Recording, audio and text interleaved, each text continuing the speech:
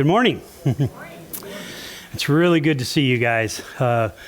Last week we had a skeleton crew here, and it's looking better this week, but I'm even hopeful that it'll be better next week. But it's good to have you guys all here. So I wanted to start with a question for you. I often like to start with questions because it kind of makes you think a little bit about what we're talking about, maybe even there's a guy named Jeff Walling. He's a preacher that a lot of us have known for years, and he says to start off and get people in the boat before you leave the shore. And so that's kind of why I like to start with a question first, or a comment or something that gets you involved, is to get you in that boat so when I leave shore you're with me. Okay. So here's my question for you: have you ever left one of your child somewhere? You know, maybe you leave church and you look in the back seat and you realize, oh, I forgot one of them. Or maybe as you're leaving the rest stop and you think, oh no, I forgot, and you go back. Maybe it's your wife. I don't know. Anyway, you might sometimes accidentally forget somebody behind. I think my dad used to leave us here at church on purpose, just so that we would know that, hey, when I'm ready to leave, you better be there. But you know that panic feeling when all of a sudden you realize you're missing somebody? That kind of sets you back a little bit.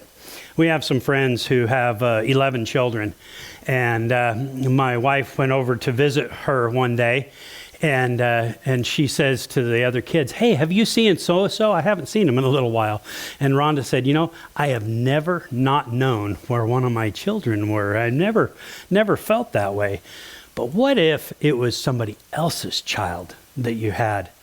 Let's say that you went to the shopping mall and you had your child and somebody else's child with you, and all of a sudden this other child that was supposed to with you is no longer there. What would that feel like? I mean, that would give you a panic, wouldn't it? I mean, it would maybe even PTSD the next time you go shopping. You're like, hold my hand, don't leave me. Kind of give you a feeling of, if I should not have left their child somewhere without supervision. What if that child was God's son? How would you feel then if you lost God's son? That would be quite a scary thought.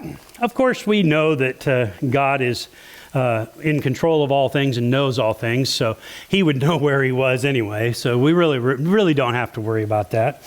But in our story today, in Luke chapter 2, starting with verse 41, this is in your bulletin if you'd like to follow along in the bulletin, but it's also, if you turn your Bibles to Luke chapter 2, starting with verse 41.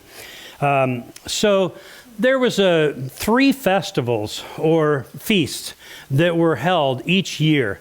And these 3 feasts were spread out through the year, each one of them having a different meaning and a different purpose for coming to the city of Jerusalem. They would come to the temple of Jerusalem, and they would celebrate these feasts together.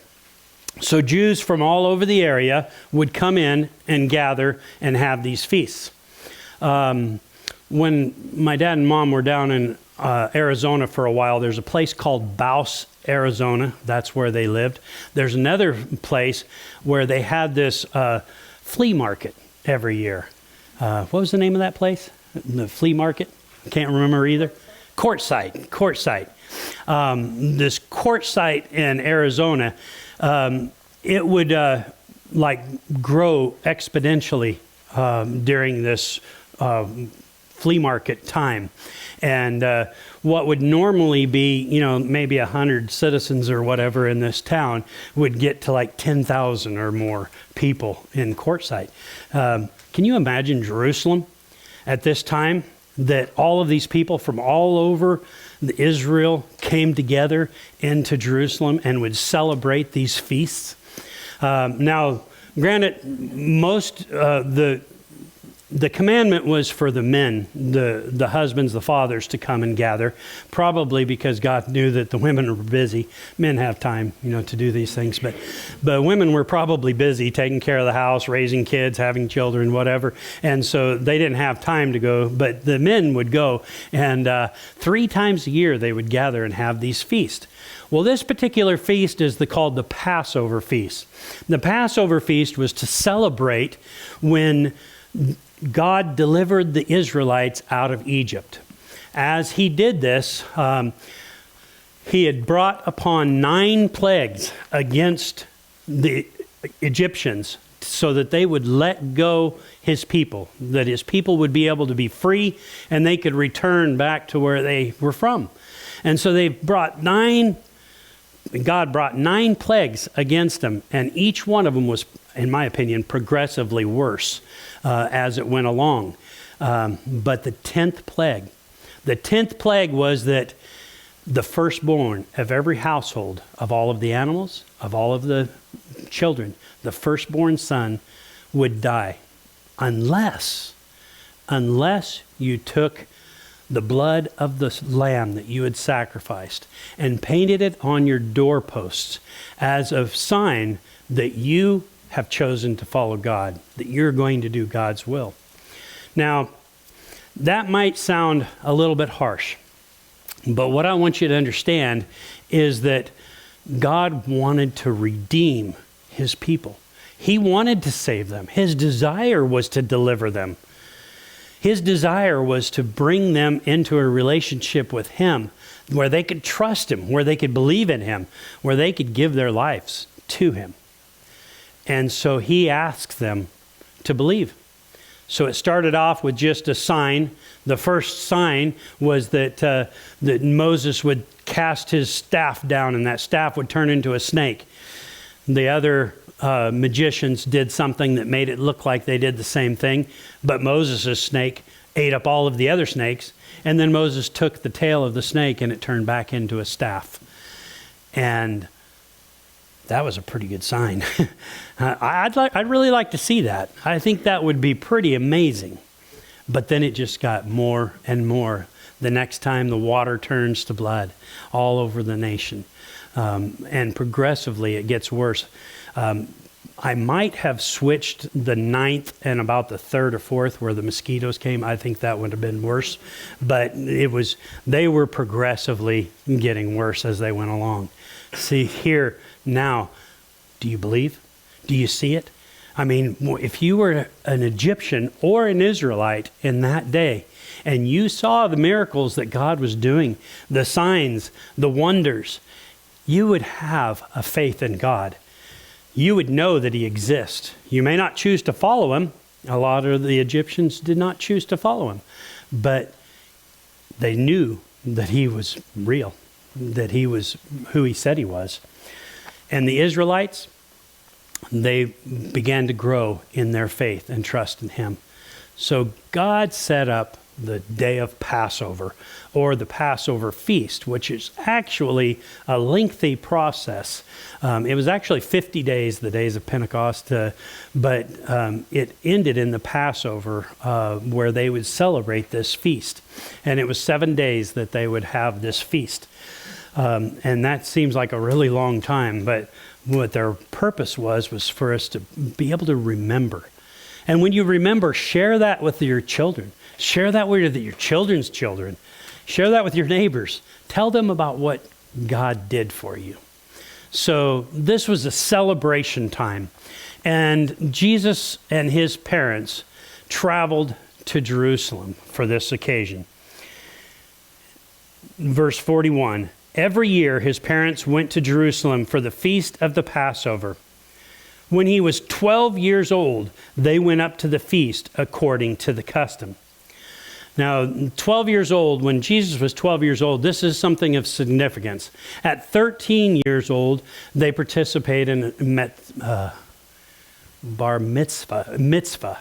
Bar means the son of, or those who come of that, basically surrendering yourself to that. But bar mitzvah is from the mitzvah that they would celebrate when the child turned 13 years old. At that point, they would consider him a man. He became part of the adult male population. What that meant was they had a place where the women and children could be that was not where the adult men were. And when they went from being the 12-year-old to 13-year-old, they would become an adult and become involved in what the adult men did. First of all, though, when they were 11, 12 years old, they would bring their sons and they would introduce them to this by taking them into the temple, introducing them to the teachers, having the teachers ask them questions, them ask the teachers questions. It was a tradition that they did kind of as an introductory to next year when you're 13. When I was about that age, well, maybe I was a little older, my dad took me around town and he took me to different businesses and different people that he knew. And he said, my son wants to know what it would take to be a mechanic. So he, first of all, took me to Daryl, which was Maurice's son. And he said, my son wants to be a mechanic. What would he need to know? And he said, well, he needs to know how to write, how to read, and how to do math. Those are the things that are really important. And so we got back in the car, and Dad says, what do you think? And I said, well, I think I want to be a farmer. So we went out and we talked to a farmer out on County Line Road, a friend of his, and he says, hey, my son wants to be a farmer. What do you think he needs to learn? He said, man, he needs to know how to read, how to write, and how to do math. So we got back in the truck and he said, what do you want to do? And I said, well, I think I want to be a realtor.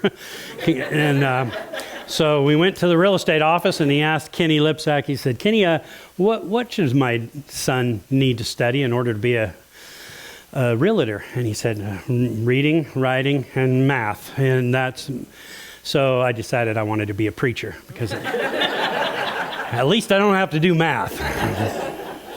But as you can see, that really actually kind of made a turning point in me because I realized I can't just skate through life. I have to learn these things. It's important.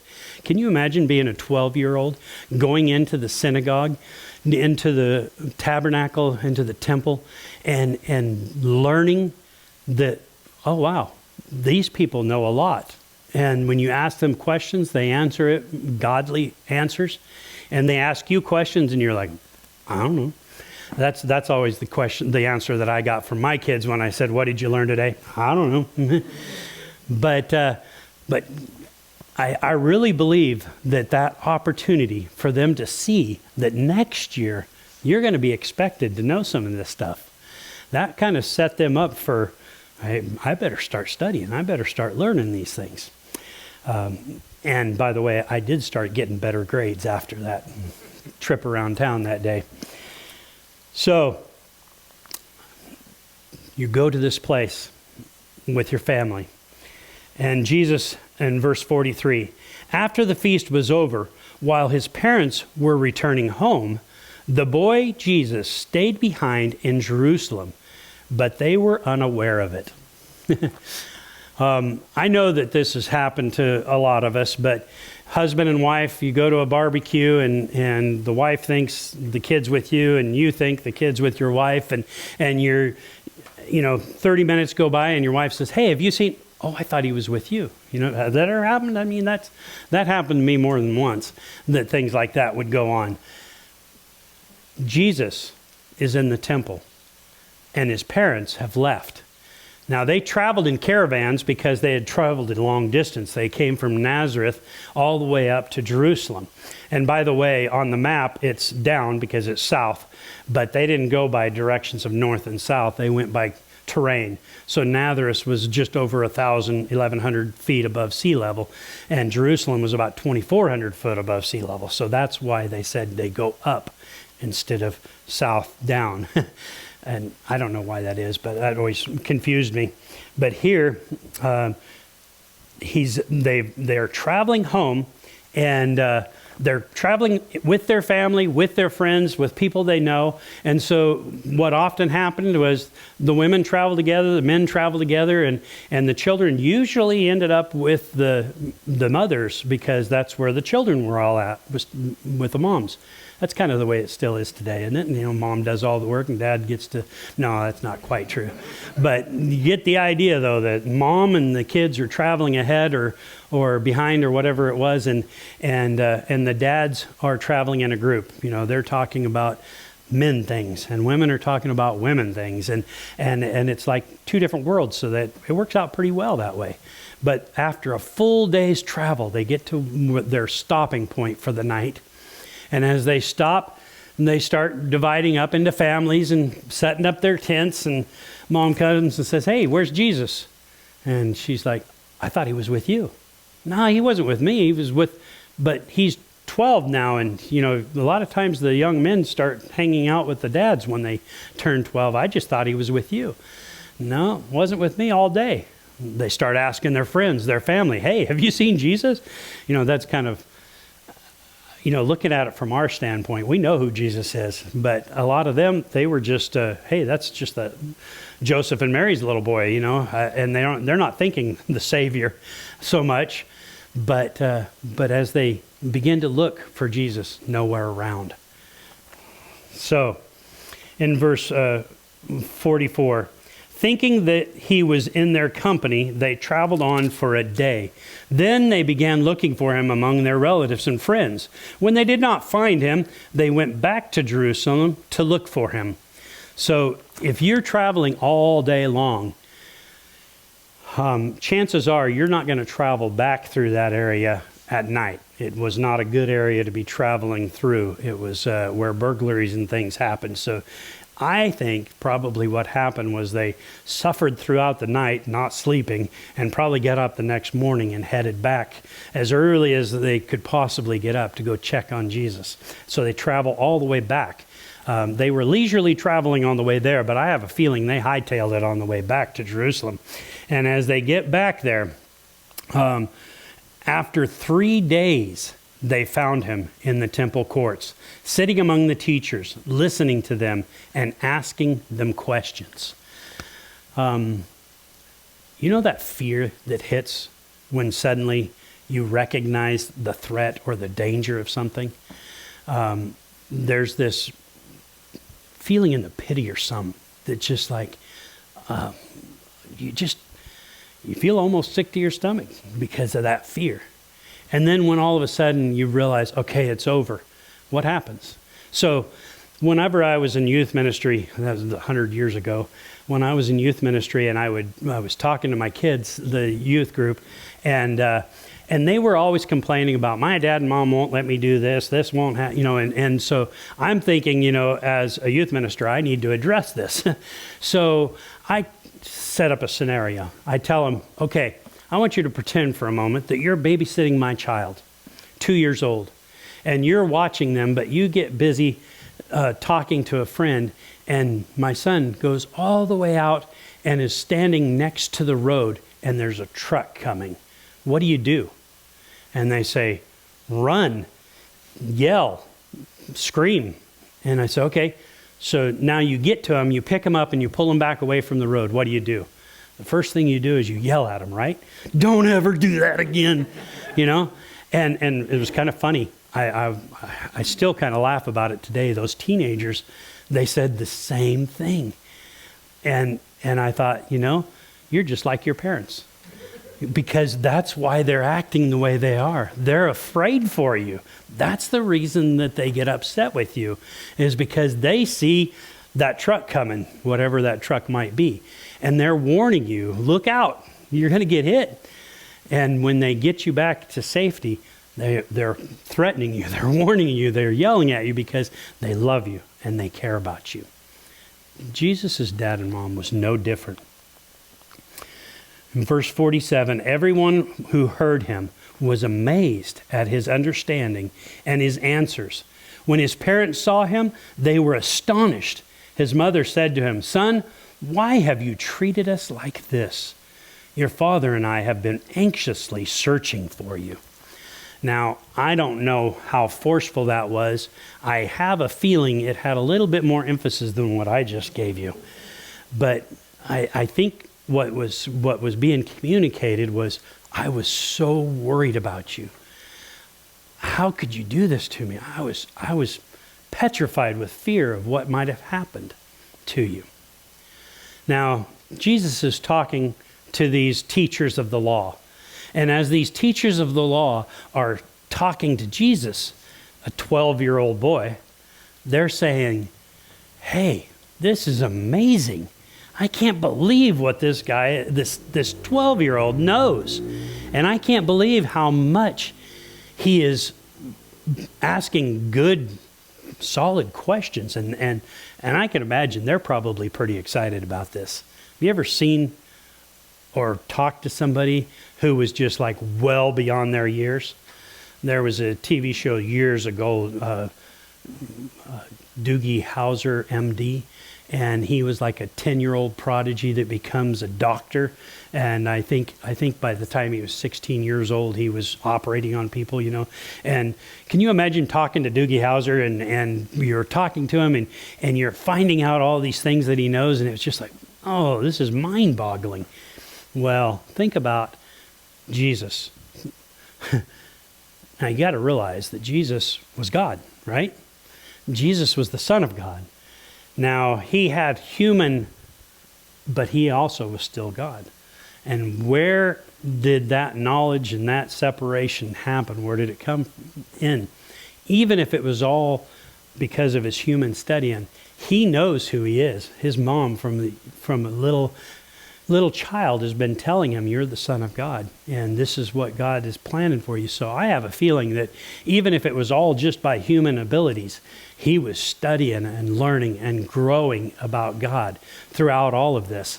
And so I believe he was probably very knowledgeable, and these people were amazed at Jesus' wisdom and knowledge.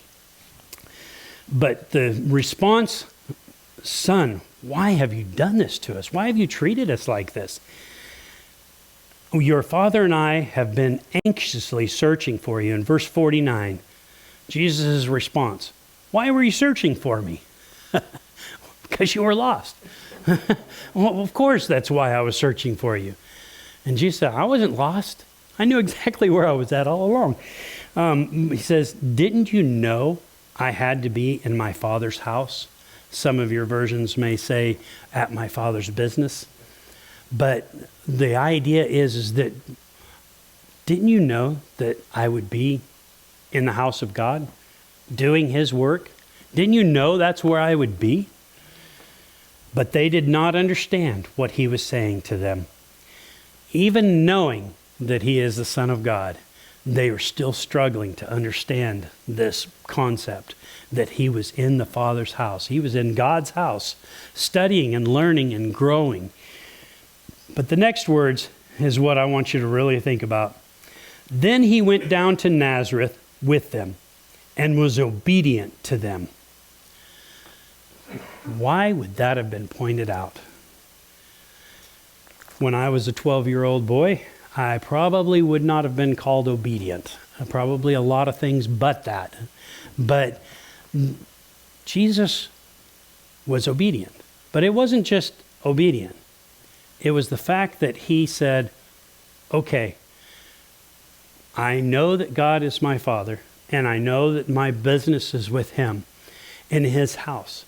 But I'm going to submit to my earthly father and mother because I know that they care about me and want what's best for me. And so even though he's God, even though he's God's son, he's submitting to his earthly father and mother. And I believe that's very significant because as children of God, as we raise our children, we want our children to obey us, to honor us. We want to obey God and honor him. It's an example that Jesus is setting. It's an example that goes on throughout our lifetime. But the final verse here, actually the second half of this, but his mother treasured all of these things up in her heart. And Jesus grew in wisdom and stature and in favor with God and men. So, first of all, Mary treasured these things up in her heart. This is the third time that Mary has a Kodak moment, as Rhonda puts it. And take a snapshot, put it in your memory book, because I want to remember this. Can you imagine looking back on this 20 years later and thinking, oh, I remember that time when we lost Jesus in the temple. I remember that time that he said, I'm about my Father's business. Now it makes sense. She's treasured these things up in her heart so that she can later remember these things. And when she does remember them, reflecting back on all of these things, it all makes sense then. And she says to her son, Jesus, can you turn this water into wine for my friends? And we think, well, how did that come about?